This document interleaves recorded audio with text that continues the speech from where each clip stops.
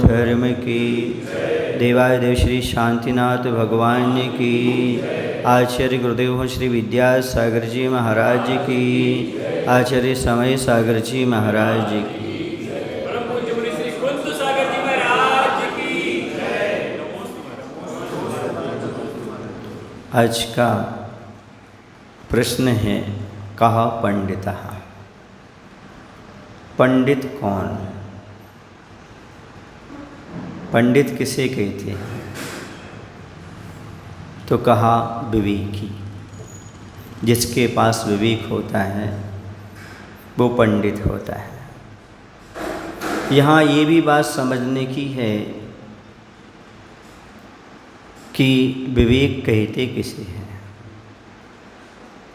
वस्तु की जानकारी हो जाती है, वस्तु ऐसी ऐसी है, इस रूप में है, इसे ज्ञान कहते हैं। और इसमें कौन सी वस्तु ग्रहण करने योग्य, कौन त्यागने योग्य है, इसका नाम विवेक होता है। वस्तु की जानकारी सो ज्ञान है और सावधानी का नाम विवेक है। जीवन में कोई भी आप कार्य करते हो तो आपके बड़े लोग आपको सजेस्ट करते हुए कहते हैं सावधानी रखना, ध्यान रखना। गाड़ी चलाओ तो ध्यान से चलाना, वहाँ पर रह रहे हो ध्यान से रहना, अपना ध्यान रखना। अपना ध्यान या सावधानी, इसी का नाम विवेक हुआ करता है। गाड़ी मात्र ज्ञान से नहीं चलती, सावधानी से चलाना पड़ती है। ऐसी जीवन की गाड़ी मात्र ज्ञान से नहीं चलती, विवेक बहुत आवश्यक होता है। विवेक के बिना जीवन का कोई मूल्य नहीं। विवेक है तो सब कुछ है, और जिसके पास विवेक है उसी का नाम ज्ञानी है, उसी का नाम पंडित है। क्षीर नीर विवेक, इसी को बोलते हैं हंस दृष्टि। जैसे सामने दूध रखा हुआ है, हंस जो होता है उसका इतनी क्षमता होती है, दूध को ग्रहण कर लेता है और पानी को छोड़ देता है।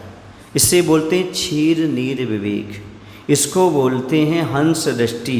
अर्थात संसार में अच्छी चीज़ भी है, बुरी चीज़ भी है, कल्याणकारी भी अकल्याणकारी भी है, पानी की भांति भी है, दूध की भांति भी है। लेकिन ज्ञानी वो होता है जो असार को छोड़ करके सार को ग्रहण कर लेता है। विवेकी कहो, पंडित कहो, हंस दृष्टि वाला कहो, ज्ञानी कहो, यह भी अपने आप में एक ही चीज़ है। तो हमने सारी चीज़ों को जाना, जानने के बाद हमने उनको पृथक नहीं किया। विवेक क्या करता है? हित अहित को जानता है, प्रिय अप्रिय को जानता है, अपने पराये को जानता है, पाप पुण्य को जानता है। और उसके साथ साथ ये काम और करता है, किसे छोड़ना और किसे ग्रहण करना। बस इसका नाम विवेक है। दोनों चीज़ों को जानना तो ज्ञान है। पाप को जानना, पुण्य को जानना ये ज्ञान है। हित को जानना, अहित को जानना ये ज्ञान है। लेकिन अहित को छोड़ना और हितकारी को ग्रहण करना, पाप को छोड़ना, पुण्य को अपनाना, इसी का नाम विवेक है। अब जानकारी सबके पास है, लेकिन क्या बुरी चीज़ से छूट पाए, अच्छी को अपना पाए? तो अपने आप को पंडित ना माने। पंडित कब माने? जब जानकारी होने के साथ साथ गलत चीज़ से बच करके अच्छी चीज़ को अपना लें। तो समझना हमारे पास ज्ञानीपना आ गया, हम पंडित हो गए। वरना पोठी पढ़ पढ़ जग मुआ, पंडित हुआ ना कोई, और 2.5 अक्षर प्रेम का पढ़े सो पंडित होए। क्रोध के बारे में जाना, प्रेम के बारे में जाना, क्षमा के बारे में जाना, ये तो पंडिताई हो गई। लेकिन क्रोध को छोड़ देना, प्रेम को और क्षमा को अपना लेना, यही सही पंडित ज्ञानी बना माना जाता है। जानना, जानने के बाद क्या हमारे लिए हितकारी है, क्या कल्याणकारी है, किसमें हमारा भला है, किसमें दूसरे का भला है, इतना विचार जिसके पास रहता है वह विवेकी है। ऐसा काम नहीं करता जिसमें स्वयं का अहित हो और दूसरे का हित हो। ऐसा काम करता है जिसमें हमारा भी हित हो और दूसरे का भी हित हो। उसका नाम क्या है? पंडित माना जाता है। इस संसार में बहुत सारी चीज़ें, आप लोग जब कहीं मार्केट जाते होगे ना, और मान लो बाज़ार का दिन हो, तो सब प्रकार की दुकानें रहती ना, और आपकी दृष्टि किस दुकान पर रहती है? जो आपको माल खरीदना हो।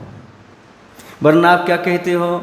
आज तो बाज़ार में कुछ भी नहीं है, आज तो बाज़ार में कुछ भी नहीं है ना। जैसे आपको मान लो हापुस का आम लेना है, तो आपकी दृष्टि कहाँ रहेगी?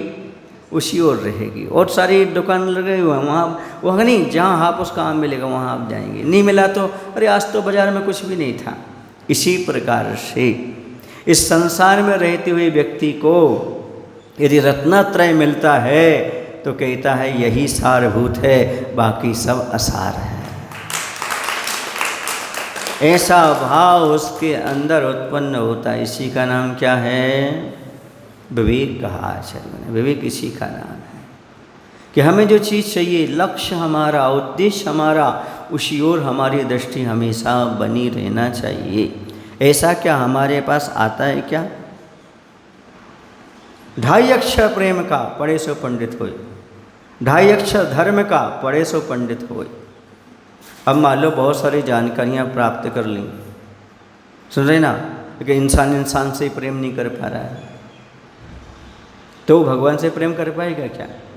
वो ईमान से प्रेम कर पाएगा क्या? पहले आपको इंसान से प्रेम होना चाहिए। सबसे पहली पाठशाला आपके घर से शुरू होती है। आप बहुत बड़ी बातें करते, विश्व प्रेम की बात करते हो, मैत्री की भावना की बात करते हो, सबसे पहले अपने घर में प्रेम बरसाना शुरू करो। फिर देखो आप कैसे आगे चल कर के प्रेम को फैलाएंगे और जीवन को विशाल बनाएंगे। पर प्रारंभ कहाँ से करना? हाँ, घर में तो कला है, बाकी विश्व शांति की बात करेंगे तो ये पंडित का लक्षण नहीं होता। पंडित हमेशा वाद विवाद से दूर रहता है। जो वाद विवाद से दूर रहे सो पंडित है, और जो वाद विवाद में जाए सो वह अज्ञानी मूर्ख है। क्योंकि धर्म में विवाद नहीं होता, और जहाँ विवाद होता है वहाँ धर्म नहीं होता। जहाँ अनेकांत और शादवाद होता है वहाँ पर धर्म होता है। धर्म को पाने के लिए वाद विवाद से ऊपर उठना पड़ेगा, अनेकांत और शादवाद का पठन करना पड़ेगा, तभी हमारे पास ज्ञानी बना होगा। ज्ञानी दूसरे को दिखाने के लिए ज्ञान प्राप्त नहीं करता, अपने तक आने के लिए ज्ञान प्राप्त करता है।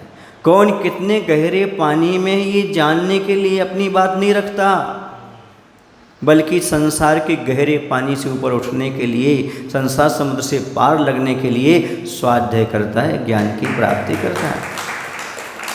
उद्देश्य उसका आत्मकल्याण होता है। और ज्ञानीपना तो इसी का नाम है, उसने जान लिया राग द्वेष संसार है, राग द्वेष से मुक्त होने का भाव बनाए। मात्र जैन दर्शन में नहीं कहा गया, राग द्वेष का व्याख्यान जैन दर्शन में नहीं है, हर जगह है, बहुत जगह। ये राग द्वेष से ऊपर उठो, इसी को ज्ञानीपना कहा। तुलसीदास जी ने लिखा है, सोई ज्ञानी सोई गुणीजन, सोई साधक सोई ध्यानी, तुलसी जाके चित्त भई राग द्वेष की हानि। तुलसीदास जी क्या कहते हैं? ज्ञानी कौन है, पंडित कौन है? सोई ज्ञानी वही ज्ञानी है, सोई गुणीजन वही गुणी है, सोई साधक वही साधक है, सोई ध्यानी वही ध्यान करने वाला ध्यानी है। जाके चित्त भई राग द्वेष की हानि, जिसके हृदय से राग द्वेष की हानि होती है, राग द्वेष कम होता है, समझ लेना वही ज्ञानी है, वही विवेकी है। राग द्वेष पलता रहे, समझो अभी ज्ञान का फल प्राप्त नहीं हुआ। ज्ञानीपना तो ये है राग द्वेष हमारे जीवन से कम हो, कषाय कम हो, ये ज्ञानीपने का लक्षण है। समझ गए? ज्ञानी उसी का नाम है। थोड़ी कषाय हमारे जीवन से कम हो, राग द्वेष कम हो, तब तो मान करके चलो कि हम थोड़ा सा ज्ञान प्राप्त कर रहे हैं, थोड़ा सा हम ज्ञानीपने की ओर बढ़ रहे हैं। ज्ञानीपने के लक्षण है राग द्वेष नहीं करना, लड़ाई झगड़ा नहीं करना, सामने वाले को ऐसा जवाब देना कि राग द्वेष समाप्त हो जाए। समझ आ रहा ना? ऐसी कोई बात करना शुरू ताकि विवाद ही खत्म हो जाए। एक मैं अपना संस्मरण सुनाऊं, प्रसन्न समझ समझना। मैं आपको अपनी बात कह रहा हूँ। मैं ब्रह्मचारी अवस्था में था। भाग्योदय तीर्थ क्षेत्र पर आचार्य का चातुर्मास चल रहा था सागर में 1998 में। तो आचार्य को आहार दिया, पर आचार्य ने इशारा किया हमें गेट पर खड़े हो जाओ। मैं गेट पर खड़ा हो गया, किसी की एंट्री नहीं। एक अम्मा जी बार बार ऐसा हम हाथ लगाए थे, नीचे से आ रही थी वो, हम मना कर रहे थे नहीं नहीं नहीं नहीं। उनको गुस्सा आ गया, इतनी गुस्सा आई उन्होंने छूट बोल दिया, हे ब्रह्मचारी जी तो हमें अंदर नहीं आने दे रहे ना आहार देने, तो हमें नरकों में भी जगह ही नहीं मिलेगी, नरकों में भी जगह ही नहीं मिलेगी। आचार्य को भी सुनाई दिया, सबको सुनाई दिया। तो मैंने सोचा माहौल बदलो। मैंने उनसे कह दिया, हाँ अम्मा जी कैसे मिलेगी हमें नरकों में जगह, तुम तो पहले पहुंच जाओगी। नहीं आया समझ में आपको? माहौल हंसी का हो गया। माहौल कैसा था? कैसा था? हाँ, उसको कैसे अपन ने हंसी में टाल दिया। आचार्य भी हंसने लगे, आचार्य निर्विघ्न संपन्न हो गई, कोई विकल्प पैदा नहीं हुआ। उस बात को हम कैसे, अभी माहौल वो नहीं है। माहौल क्या है? माहौल जो है ना अभी आहार का है, अभी प्रशस्ता बनाए रखने का, निर्विकल्प बनाए रखने का है, विकल्प पैदा करने का नहीं। उल्टा सीधा जवाब दोगे तो विकल्प पैदा होगा, हो सकता है आचार्य अंजलि भी छोड़ दें। समझ आ रहा? तो ऐसा कुछ माहौल बना उस समय, ताकि ये कहलाता है थोड़ा सा विवेक। समझ आ रहा है ना? विवेक रखना बहुत ज़रूरी होता है। मात्र ज्ञान नहीं काम करता वहाँ पर अपने जो मनोवेग उनको कंट्रोल में करना पड़ता है। क्रोध आदि है, अहंकार आदि है, वहाँ सब अभी नहीं। अभी तो जो सामने क्रिया चल रही है वो चलने दो, बाद में देखेंगे। कुछ लोग मंदिर में झगड़ने लगते हैं और अपने आप को पंडित भी कहते, ज्ञानी भी कहते, कोई शास्त्र सभा में भी झगड़ने लगते हैं। तो उन्हें यहाँ पर पंडित नहीं कहा, पंडित उन्हें कहा है जो शास्त्र सभा में झगड़ा हो रहा तो उसको शांत कर दे, जो समाज में विवाद चल रहा है उसको शांत कर दे। जहाँ पर महानुभाव पहुँच जाते हैं विग्रह नष्ट हो जाते हैं, ऐसा लिखा है। महानुभावों का एक लक्षण है, जो भी महान पंडित ज्ञानी पहुंच जाता है, यदि वहाँ पर झगड़ा वर्षों से लगा हो तो वो झगड़ा समाप्त हो जाए तो समझो ज्ञानी हमारे गांव में आ गया। और जहाँ पर झगड़ा शुरू हो जाए समझना ज्ञानी से विपरीत आ गया। तभी तो क्या शुरू हो गया? झगड़ा शुरू हो गया। समझ आ रहा? अरे वाह, यदि आपको समझ में आ गया तो सब बड़ी बात समझ में आ गई। सुनो अब ये समझें ज्ञानी और मूर्ख का समय बिताने का ढंग कैसा होता है। आप समझ लो ज्ञानी है या मूर्ख है, मत दो तीन चीज़ें देख करके आप कह सकते हो। ज्ञान ध्यान विनोदेन कालो गच्छति धीमताम, व्यसनेन च मूर्खानाम निद्रया कलहेन च। कलहेन वा क्या कहा? मूर्ख, पहले मूर्ख की बात कर लेनी, वो नाराज हो जाएंगे। मूर्ख का समय व्यसनों में अर्थात बुरी आदतों में व्यतीत होता है, बीड़ी सिगरेट पीने आदि में, है ना, जुआ खेलने आदि में, मौज मस्ती करने में, शराब पीने में, और निद्रा लेने में, और एक दूसरे को भिड़ाने में, कलह करने में जिसका समय व्यतीत होता है वह कहलाता है मूर्ख। और जिसका समय ज्ञान ध्यान में, विनोद उज्ज्वल हंसी मजाक में, विनोद में निकलता है, हमेशा खुश रहता है, प्रसन्न चित्त स्वयं रहता है, दूसरे को रखता है, वह उसका समय समझो विद्वान का समय व्यतीत हो रहा है। विद्वान का ऐसा समय व्यतीत होता है। अब आपका समय कैसे व्यतीत होता है आप स्वयं समझ लो, हम मूर्ख हैं या विद्वान हैं। कोई थर्मामीटर अलग से नहीं लाना। यदि वैष्णव में लगा रहे हो समय, यदि निद्रा में ज़्यादा समय दे रहे हो, सोते ही रहते हो दिन में भी रात में भी, जब देखो तब, और एक दूसरे की कलह करने में आनंद लेते हो, नारद जी बनने में आनंद लेते हो, समझो मूर्ख हो। और यदि आप ज्ञान ध्यान में और सबको प्रसन्न रखने में आप समय व्यतीत करते हो तो समझना आप बुद्धिमान हो, ज्ञानी हो। ये लक्षण है, समझे? कलह है, ठीक बात नहीं। कहते हैं जहाँ भी गंदगी होगी तो दुर्गंध फैलाएगी। जहाँ भी गंदगी पड़ी होगी वहाँ पर दुर्गंध आए बिना रहती नहीं, और जहाँ पर दुर्जन आता है वहाँ कलह पैदा हुए बिना रहती नहीं, और जहाँ पर फूल हो वहाँ सुगंध आए बिना रहती नहीं, और जहाँ पर ज्ञानी पंडित हो वहाँ पर वातावरण में कलह समाप्त हुए बिना रहती नहीं। वहाँ पर सब समाधान प्राप्त हो जाता है, कलह समाप्त हो जाती, प्रेम की गंध आने लगती है। समझ लेना, यदि दुर्गंध आ रही है कहीं ना कहीं गंदगी पड़ी है। घर में देखते थे ना पहले आप लोग, कहीं से दुर्गंध आ रही है, या तो कोई अनाज सड़ गया या चूहा मर गया है, पर खोजते थे कहाँ है, उसको अलग करते थे। बोलो सही है ना? हाँ। और यदि कहीं आपके लिए सुगंध आ रही, कहीं बगीचे में फूल खिला है यार, एक अलग प्रकार की गंध आ रही, उसको खोजते थे, खुश होते थे। समझ आ रहा है? ऐसे यदि कोई मूर्ख व्यक्ति आता है तो मालूम पड़ जाता है, और कोई विद्वान आता है तो मालूम पड़ जाता है। कलह जहाँ पैदा हो समझ लेना वहाँ पर कहीं ना कहीं मूर्खता है, कहीं ना कहीं मूर्ख व्यक्ति, तभी तो कलह पैदा हो रही है।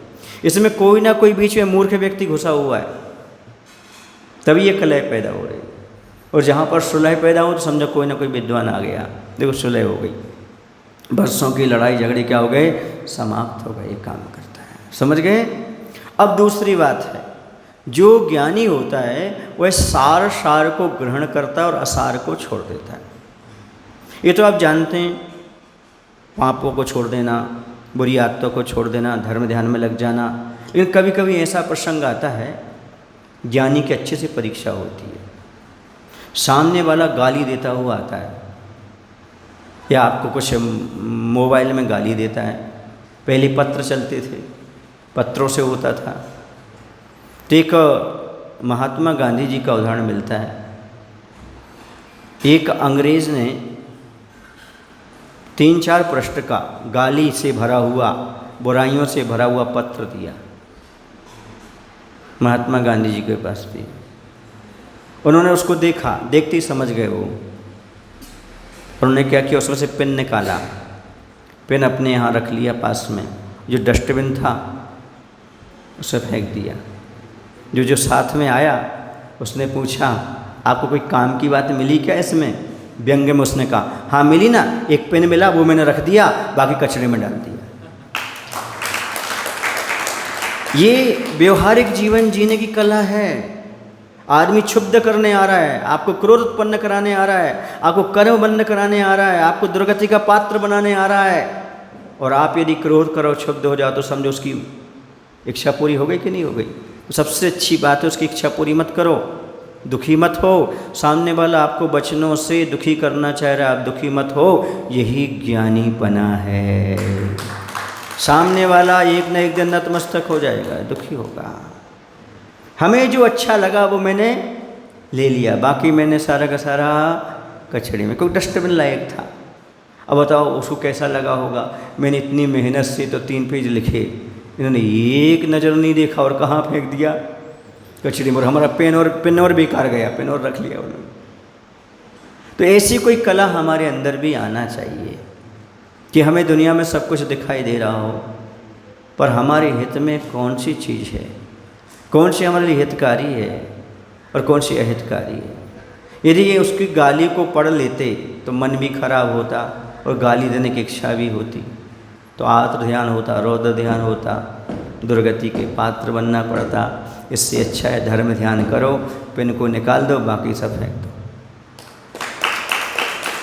ऐसी क्या हमारे पास परिणति है? कई बार ऐसा होता है, समझ जाना, बताने की ज़रूरत नहीं है।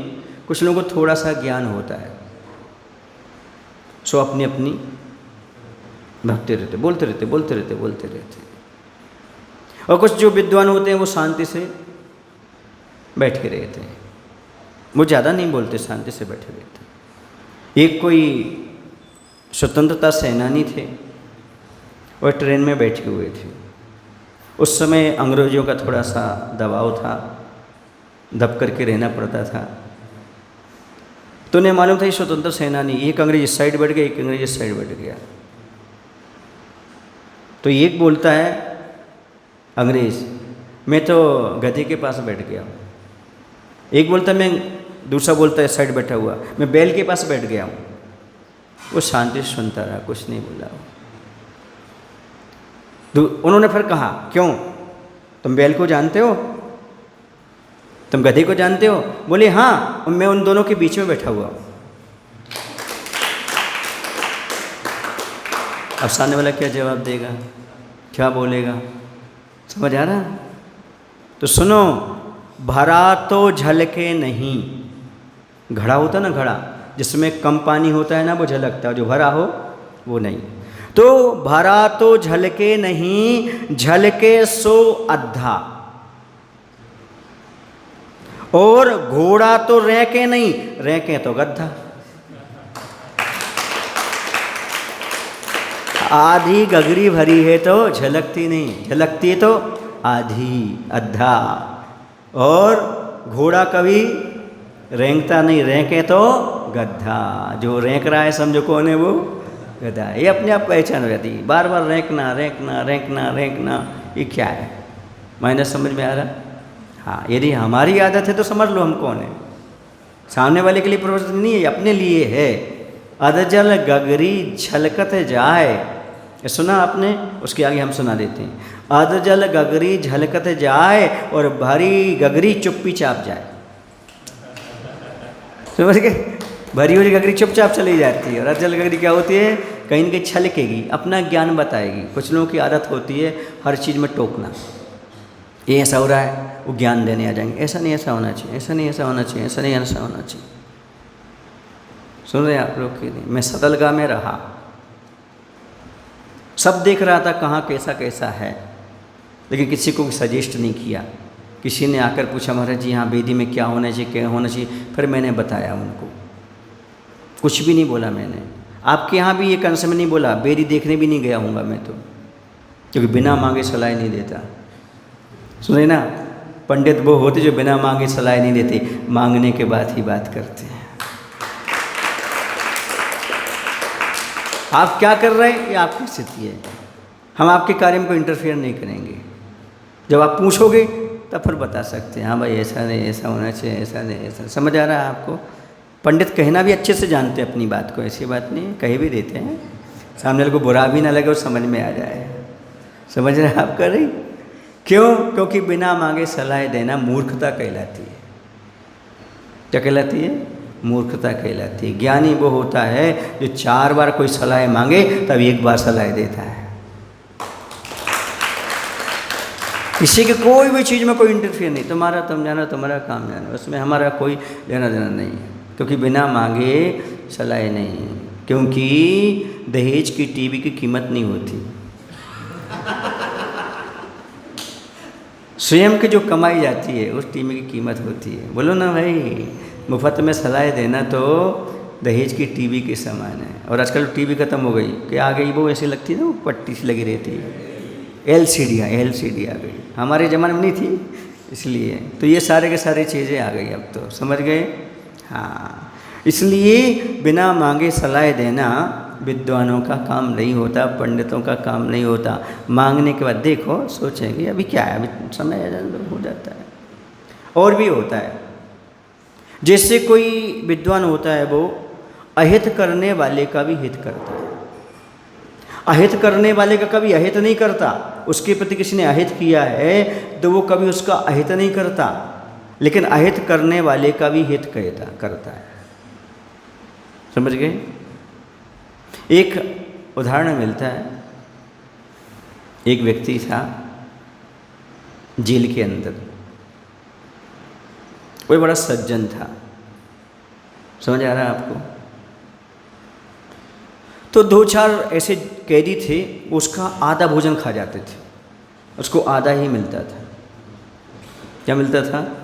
आधा ही भोजन मिलता था उसके लिए। वो कुछ नहीं कहता था, ठीक है भैया जेल में हैं, ये भी एक सज़ा है, ये भी हमें सहन करना है। समझ आ रहा है आपको? अब एक बार वो जो 2-3 थे ना, वो बीमार पड़ गए। ये इंतज़ार कर रहा था आधी थाली लेने आएंगे, पर वो आए नहीं, स्वयं पहुंच गया और बोलता भाई आज आप लोग आए नहीं, हम इंतज़ार कर रहे थे, हमें तो आदत ही पड़ गई आधा भोजन करने की, ये पूरा खाऊंगा तो मेरा पेट खराब हो जाएगा, आधा भोजन तुम लोग ले लो ना। वो तीनों पानी हो गए, पानी हो गए और क्षमा मांगने लगे। उसके बाद उन्होंने उसको परेशान करना बंद कर दिया। मैंने समझे आप क्या?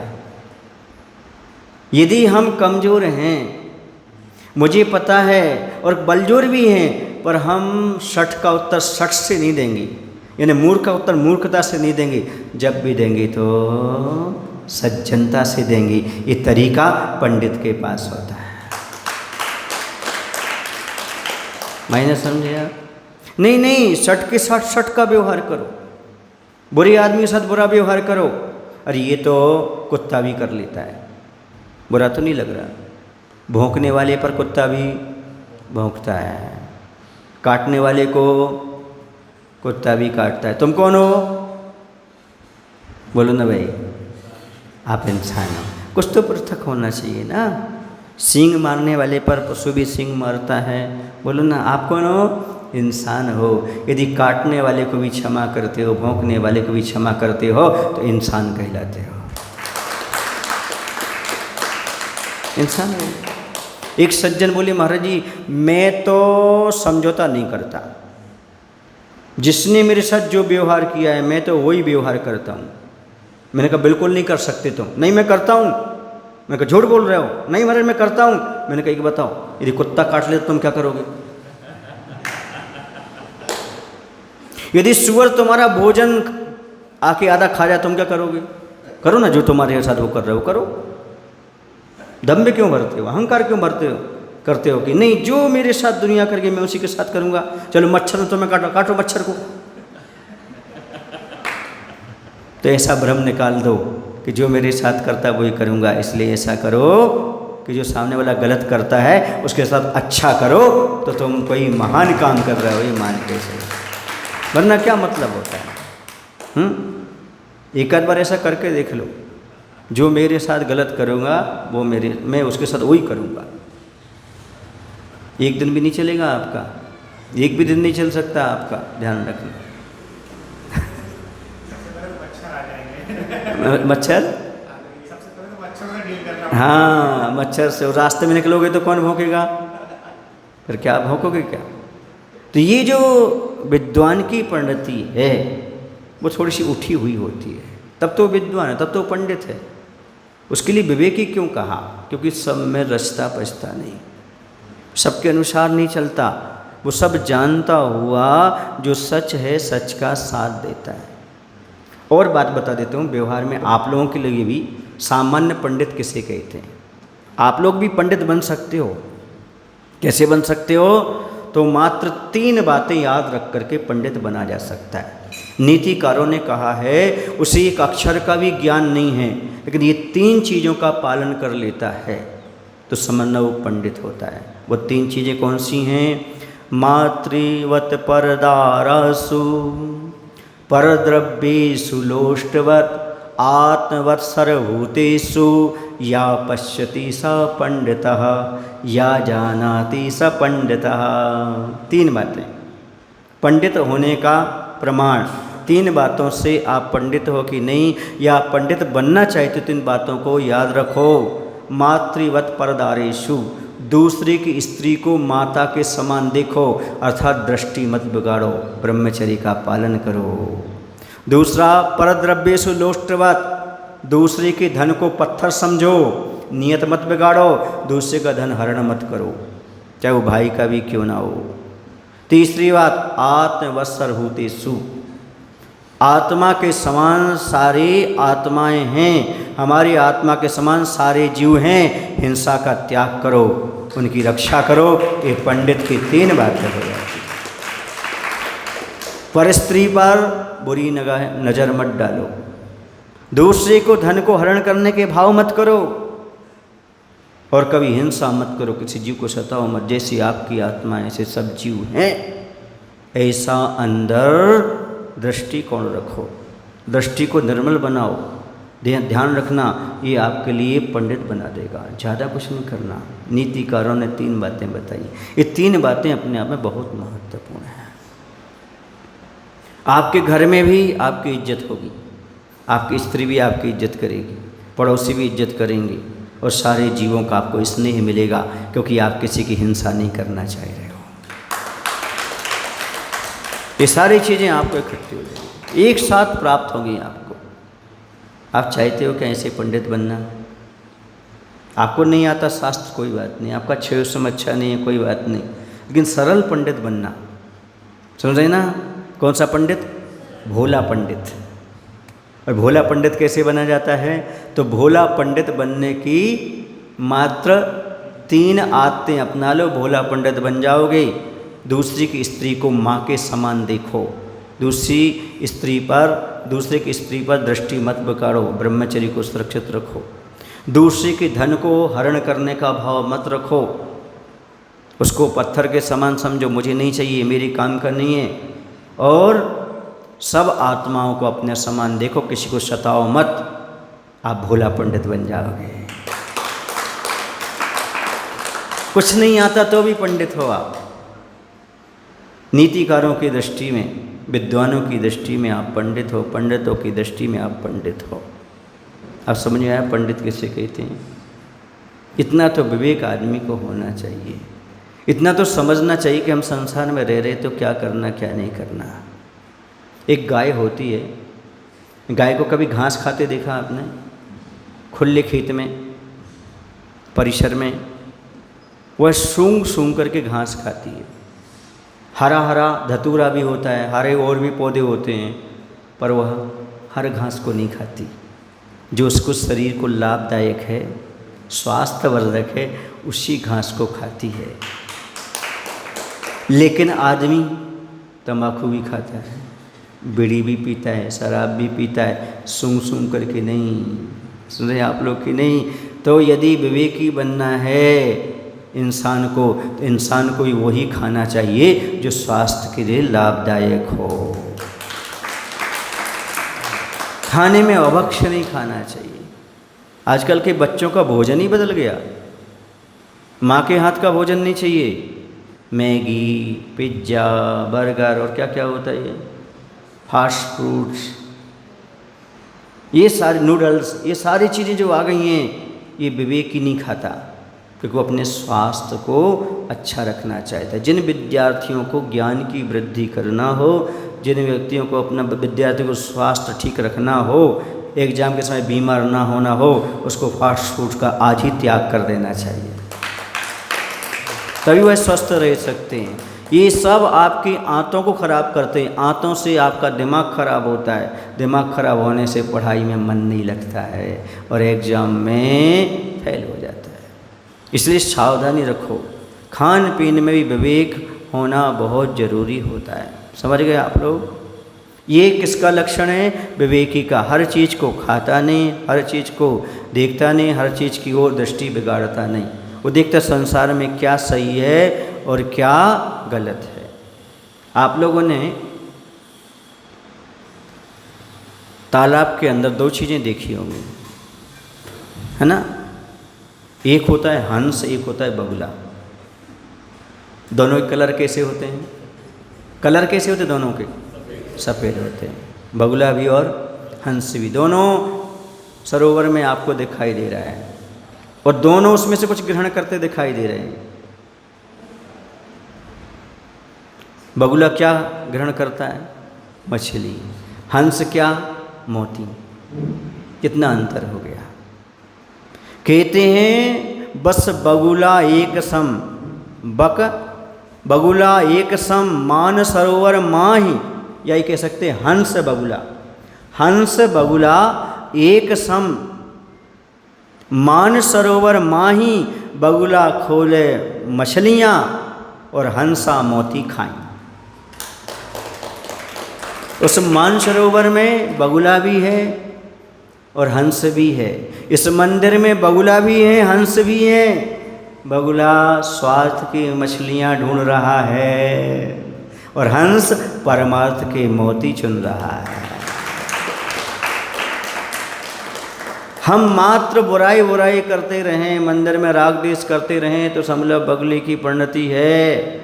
और परमार्थ ढूंढें, हम सबकी प्रशंसा करें, अपना आत्म कल्याण करें, मुनि सेवा करें, समझो ये हंस की परिणति है। मोती को लेकर के हम आगे बढ़ रहे हैं। ये अपने पर डिपेंड करता है, हम हंस बन रहे हैं या बगुला बन रहे हैं। यदि बगुला की परिणति तो छोड़ दो और हंस की है तो आज से ही अपना लो, तो देखो आपके जीवन में आनंद आता है। मोती मोती होता है और मछली मछली होती है, बगुला बगुला ही होता है, हंस हंस होता है। प्रशंसा किसकी होती है? हंस की। आप प्रशंसा चाहते हो, दूसरे की निंदा छोड़ दो। जो भी व्यक्ति प्रशंसनीय बनना चाहता है, जो भी व्यक्ति प्रशंसा का पात्र बनना चाहता है, उसे एक नियम लेना पड़ेगा आज से ही, मैं दूसरे की निंदा नहीं करूँगा, दूसरे की निंदा नहीं सुनूंगा, दूसरे की निंदनीय कार्य नहीं देखूंगा। इतना कर लिया तो वह व्यक्ति प्रशंसनीय अपने आप हो जाएगा, हर कोई उसकी प्रशंसा प्रारंभ कर देगा।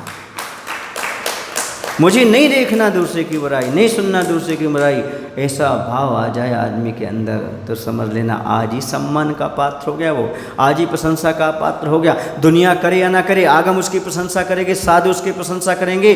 भगवान ने भी उस जीव की प्रशंसा की है जो किसी की बुराई नहीं करता, निंदा नहीं करता। चाहते हो सम्मान? बोलो ना जी महाराज जी। तो आज से क्या नियम ले लो? दूसरों की निंदा नहीं करेंगे, निंदा नहीं सुनेंगे, निंदनीय कार्य को ध्यान नहीं देंगे। ऐसा भाव अपने अंदर जगाने का प्रयास करो। आज इतना ही पर्याप्त है।